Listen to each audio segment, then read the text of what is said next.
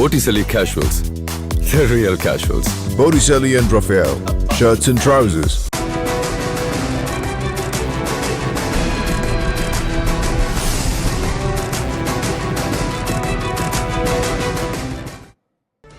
ஜம்மு காஷ்மீரில் இந்திய ராணுவ படை நடத்திய தாக்குதலில் 7 தீவிரவாதிகள் கொல்லப்பட்டிருக்கின்றனர். தற்போதைய செய்தியாக பார்க்கின்றோம்.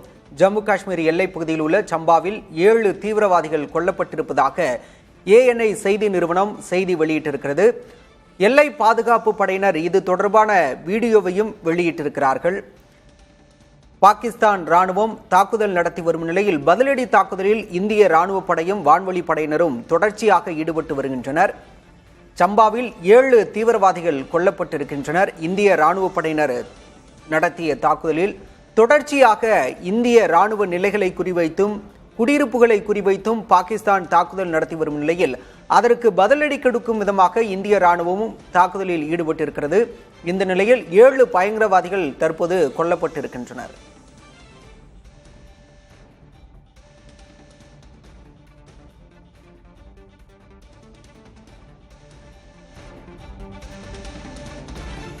தொடர்ச்சியாக எல்லையில் பதற்றம் நிலவி வரக்கூடிய சூழல்ல பஞ்சாப்ல இருந்து கோல்டன் சிங் நம்மோடு இணைந்திருக்கிறார். சார் வணக்கம்.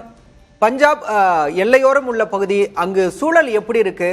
சண்டிகர்ல சைரன் ஒலிலாம் எழுப்பப்பட்டிருக்கு. மிக அசாதாரண சூழல் அங்க இருக்கிறதா சொல்லப்படுது. இப்ப அங்க சூழல் எப்படி சார் இருக்கு? சைரன்ங்கிறது வந்து பிளாக் அவுட் டீல் பண்ணி மக்களை விழிப்புணர்வு ஏற்படுத்துறதுக்காக அது நடத்துறதுங்க. அது போர் டைம்ல வந்து எந்த இடமா இருந்தாலும் அதை நடத்துவாங்க. மொத்தம் பஞ்சாப்ல வந்து 20 இடத்துல நடத்துனாங்க. சண்டிகர் வந்து லாஸ்ட்ல நடத்துனாங்க நேத்து. இது வந்து முந்தா நேத்தே அம்ரித்சர், பठानकोट, இந்த பாகிஸ்தான் தாக்கி இருக்கிற இடத்துல முந்தா நேத்தே அந்த ட்ரில் இது பண்ணி இது மக்களுக்கு விழிப்புணர்வு ஏற்படுத்துறதுக்கு.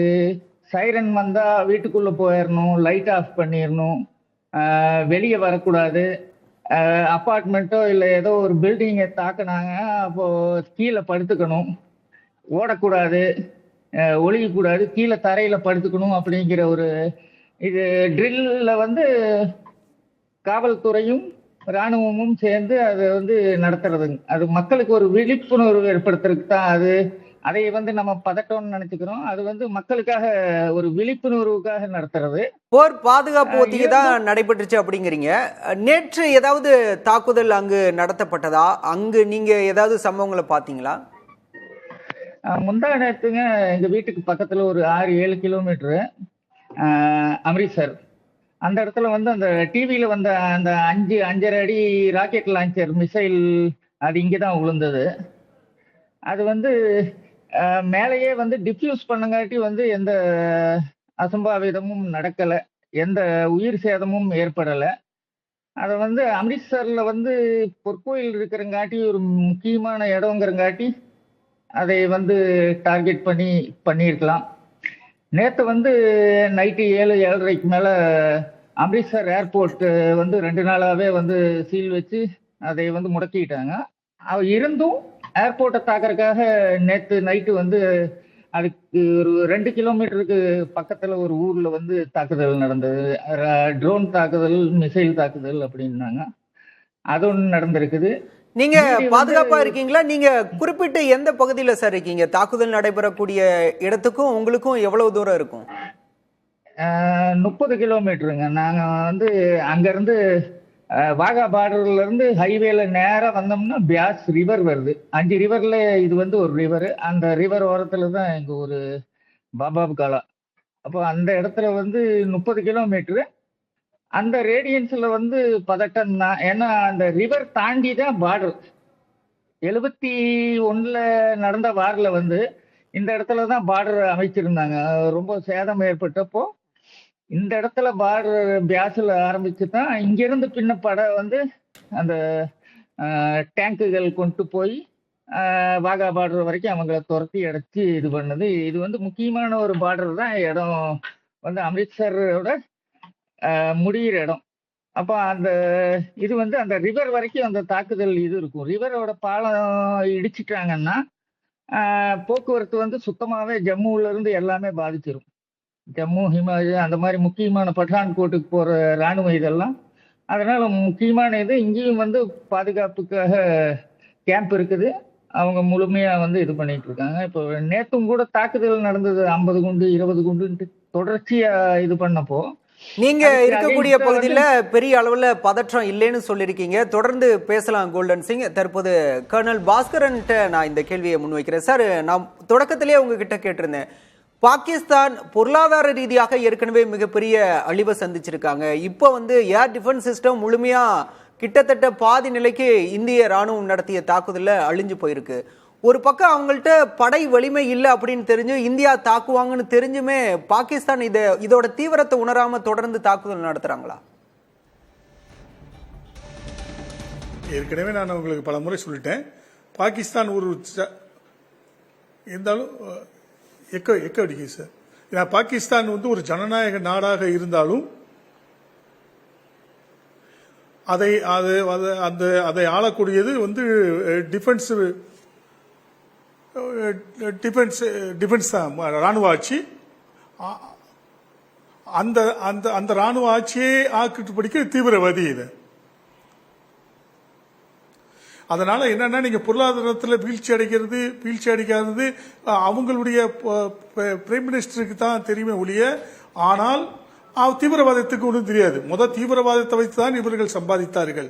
அதை ஏற்கனவே அவங்களுடைய டிஃபென்ஸ் மினிஸ்டர் சொல்லியிருக்காரு, நான் அமெரிக்காவுக்கெல்லாம் நாங்க டெரரிஸ்ட இது பண்ணோம். அவங்க இதை வச்சு சம்பாதிச்சதுனால அவங்களுடைய பேச்சத்தை அவங்க கேட்பாங்க ஒழிய இவங்களா ஒரு எக்கனாமிக் ப்ரோக்ராம் பண்ணப்படாது. இப்ப நம்ம நாடு ஒரு முடிவு எடுக்குன்னா நம்ம நாடு ஒரு முடிவு எடுக்கணும்னா நிச்சயமாக மத்திய சபையை கூட்டி அதோடைய ஒப்பீனியன் கேட்ட பிறகு நம்ம எல்லாமே எடுப்போம். அங்க அப்படியெல்லாம் கிடையாது. அவங்க டிஃபென்ஸ் மினிஸ்டர் ஒரு ஸ்டேட்மெண்ட் கொடுப்பாரு, பிரைம் மினிஸ்டர் ஒரு ஸ்டேட்மெண்ட் கொடுப்பாரு, அவங்க தீவிரவாத இயக்கம் ஒரு ஸ்டேட்மெண்ட் கொடுக்கும். அதனால பொருளாதாரத்தை பத்தி அவர்கள் இப்ப தவப்பில்லை. இப்ப நேற்று வந்து நியூஸ்ல பாருங்க, வேர்ல்டு பேங்க் அவங்க லோனுக்கு ரிக்வெஸ்ட் பண்ணிட்டாங்க. இந்த சூழ்நிலையில எந்த நாடுக்கு அவங்களுக்கு வந்து லோன் கொடுக்கும்? இப்ப உறுதியாக பாகிஸ்தான் தனிமையாகிவிட்டது. நாங்கெல்லாம் வந்து டெரரிஸ்டுக்கு உதவி செய்யலை என்று சொன்னார்கள், இப்பொழுது உறுதியாகிவிட்டது. எப்பயுமே அவங்க என்ன சொல்லுவாங்கன்னா, ப்ரூஃப் வேணும், ப்ரூஃப் கிடைத்து விட்டது.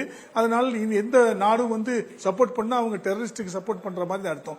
சீனா சைலண்டா அவங்களுக்கு வந்து ஹெல்ப் பண்ணிக்கிட்டு இருக்கு. ஏன்னா சீனா எதுக்காக ஹெல்ப் பண்ணினா, அவங்களும் மணி மைண்டட். ஏன்னா அவங்களுக்கு வந்து இப்ப துறைமுகத்தில் போனா ஸ்லோன் வழி அங்கிட்டு போகணும், இந்த ஏர் வழி வரணும், இந்தியா வழி வரணும். அதனால பாகிஸ்தான் காலிஸ்தான் வழியாக ஒரு ரோடு போட்டுட்டு இருக்காங்க, நேஷனல் ஹைவே. அந்த ரோடு முடிகிற வரைக்கும் அவங்க இன்டைரக்டா பாகிஸ்தானுக்கு கொஞ்சம் சப்போர்ட் இருப்பாங்க. ஏன்னா அது வெளியே தான் அவங்க ட்ரேட் ஃபேர் போயிடும். இன்னமும் சைனா வந்து அவங்களை வந்து பொருளாதார விஷயத்துல தான் சப்போர்ட் பண்றதுக்காக தான் சப்போர்ட் பண்ணிக்கிட்டு இருக்க ஒழிய, அதே நேரத்தில் அவங்கள ஒண்ணுமே இல்லை.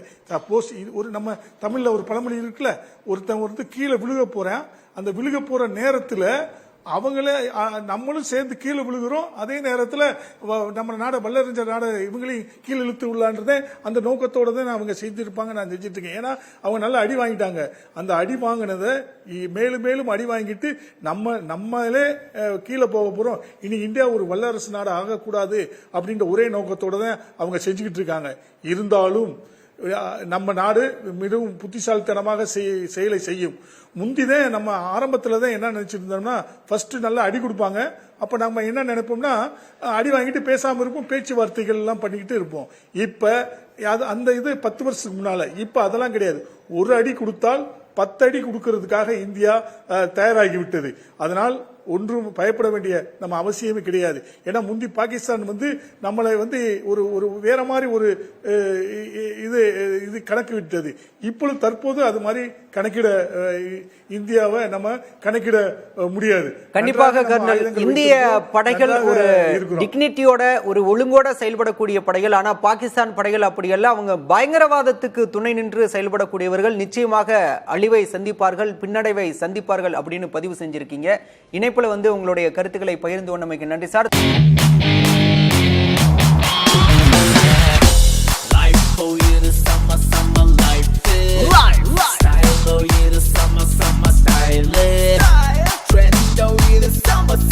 Botticelli Casuals, the real casuals. Botticelli and Raphael, shirts and trousers.